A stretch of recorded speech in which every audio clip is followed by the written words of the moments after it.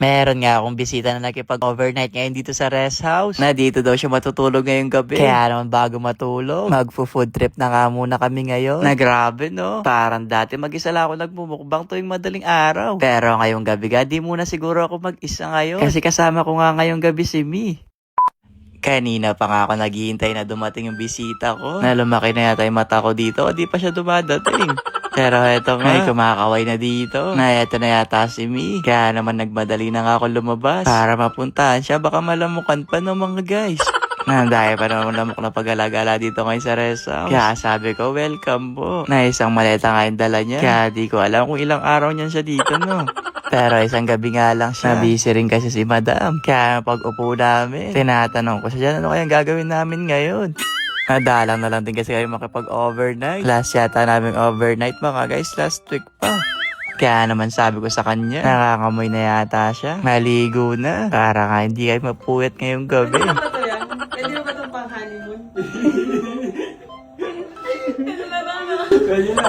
Ay, nako. Baka maging anime vlog pa to Chot! Ang bilis nga lang niya maligo. Mukhang excited Kaya sabi ko sa kanya, pumunta na dito. Para makapagsimula na nga kami dito makahanap ng magandang panonoorin. Na parang me at D challenge yata yung mangyayari ngayon. Ay, paalala ko sa inyong dalawa, tapos na yung challenge na yan Na di pa nga kami nagsisimula sa panonoorin. Natok na daw si Mi. Nako po, na nagugutom pa dito. Gusto niya na daw kumain. Kaya naman sabi ko sa kanya, tumayo na dyan. At kami kakain na nga sa labas. Pero dahil this oras na nga to ng gabi, literal na dito muna kami sa labas ng bahay siguro kakain. Na maghintay muna ng ilang minuto. Kasi mag-check na nga muna ako ng pwedeng lutuin dito sa ref. Na meron pa nga akong enoki dito. May kimchi, buldak, spa, na halos Korean food mga guys. Na sabi ko sa kanya, parang nag-ibang bansa rin tayo. Yan no.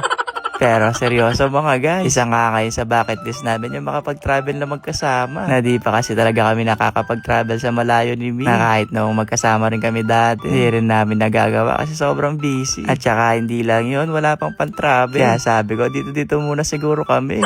Ang cute nga ng iklog dito mga guys, pati iklog pumupuso. Na para bang Valentine's Day ngayon Dahil sama nga natin yung iklog sa pagpo-food trip. Na meron din pala kami dito malilit na sausage. Na meron ding enoki. Na sarap na ito. Na i-try nyo din to kapag magmumukbang kayo. O kaya na magta-try ng street food. Kasi promise ang sarap niyan. Na actually lahat naman nilagay natin dito mga guys masarap. Lalo na nagluluto no. Chot! Naglagay din pala kami ng crab stick dito. Ay ako lang pala yung naglagay kasi nakatulog na yung kasama ko dito.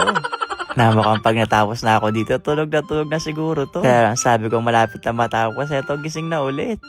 Sobrang bango na kanin ito. Ang sarap ng kumain. Pero wait lang. Partneran muna natin to ng bulda. Medyo matagal-tagal na nga tayo hindi nakakakain nito. Na dati kasi talaga madalas. Kaya di ko na rin alam yung lasa nito. Chot! Kaya sinasabi ko talaga sa inyo kapag late nyo to napanood, magkikrave ka talaga sa lulutuin namin ngayon. Lalo pat sobrang cheesy nga nitong buldak na nagawa namin ngayon. Nasarap nito guys. Ay nakalimutan pa nga pala kami dito. May spam pa pala kami. Kaya naman sabi ko kay Mi, bago nga kayong mag-plating, hiwain na tong mga spam para masabay na nga namin to sa mumukbangin namin ngayong gabi. Na sobrang bango na nga nito mga guys. Kaya naman tara na, kumuha ka na ng tinidor dyan. At nang makapagmukbang na nga tayo ngayong gabi. Sarap na mga guys. Ay, chawat, di pa nga natin-tastes Nuna ko na nga itong puso na iklog. At yung kay Mi naman yung enoki. Na grabe, sarap mong mahalin. Ay, chawat. Ito nga sa pinakamasarap sa niluto natin ngayon. Ay, masarap naman yata lahat. Na mukhang mauubos naman namin to ng mga guys. Na sobrang enjoy nga kami ngayon sa pagkain. Na mukhang mapapalaki ko dito si From This Na habang nag-enjoy nga kami kumakain dito. Eto, may mga dumating pa kaming mga bisita. Na gusto rin daw nila maki-overnight. Nako po, paano na yan? Marami kami dito. Na di bale, marami pa naman kaming natira dito mga guys. Kaya sabi ko, hati-hating magkakapatid muna kami ngayon. Kaya siguro mga guys, hanggang dito na lang Ayun lang. Bye-bye!